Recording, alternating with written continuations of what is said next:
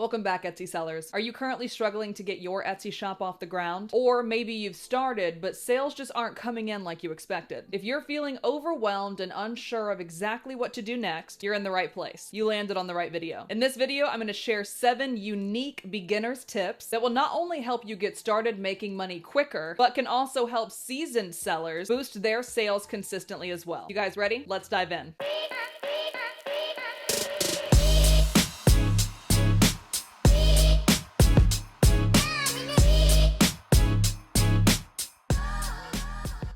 So our unique tip number 1 is going to be optimize for SEO or search engine optimization. Yeah, we all know this one, but here are some quick tips that you might not know. Number 1 is Etsy encourages us to use long tail keywords instead of single words. They want you to use specific multi-word phrases in your titles and tags, as well as your descriptions. Etsy prefers longer key phrases that match what people are actually typing into the search bar. For instance, instead of let's say jewelry, use handmade silver hoop earrings to describe your product. Number 2 is for attributes and categories. Make sure that you are filling out all of your attributes as well as diving as deep as possible into the categories for each of your individual listings. This helps Etsy understand and showcase your items better. And if you're using a print-on-demand provider, do not settle for the default categories and attributes that might come over from their platform. Customize them to fit your item and your ideal buyer perfectly. Last up is the first few words of your title are the absolute most important. The first 40 characters of your title, in fact, are the most crucial when determining how to rank it in search. So make those first 40 characters count with your best and most descriptive keywords and, of course, long tail key phrases. You also want to make sure that you are speaking to a human as well as a search engine. So don't just do a lot of keyword stuffing in this location. Unique tip number 2 is going to be utilizing Etsy's advertising platform efficiently. If you don't know how to use Etsy ads, make sure that you have subscribed to this channel and turned your notifications on because we actually host live trainings on this topic a lot. We actually just hosted a live training a couple weeks ago, so I will go ahead and link that video above my head and also place it in the description for you as well. But here are also a few tips to get you started right now. Number 1 is going to be your daily budget. You can start with a daily budget as low as $1 per day, but Etsy does recommend $3 to $5 per day so that you can get results and recommendations by them faster. You can also gradually increase this daily budget based on performance. Number 2 is I want you to focus on best sellers. Promote products that have already performed well in your shop, that have received some sales and gotten good engagement. Good engagement could be anything from favorites to clicks to a higher click-through rate, and of course, reviews. And this ensures that your ad spend is more likely to convert, putting more dollars in your pocket and increasing your ROAS, which is considered a return on ad spend. Number 3 is looking at seasonal campaigns for your ads. You can align your upcoming campaigns with holidays or trends and actively check the keywords that Etsy is using to rank your listings in search. Don't just set and forget your keywords. Trends happen all the time. New keywords, new key phrases are brought to Etsy by searchers on a literal daily basis. So make sure outside of just seasonal holidays, you're also looking at seasons and trends that might come with their fair share of additional keywords. Hot tip number 3 is going to be to create bundles, sets, or kits as your listings. Building bundles instead of individual products can increase your average order value and appeal to buyers who are looking for deals. Here's exactly how to do it. Number 1, product bundles. You can offer complementary products together at a slight discount. For example, a dog leash and a dog collar. Number 2 is themed kits. Develop kits based on customer needs or themes, like a starter kit for a craft or a gift set for a holiday. Number 3 is thinking about using group listings to your advantage. Think about items that could be bought by one person for multiple people, making them perfect for gifting. Unique tip number 4 is leveraging UGC or user-generated content.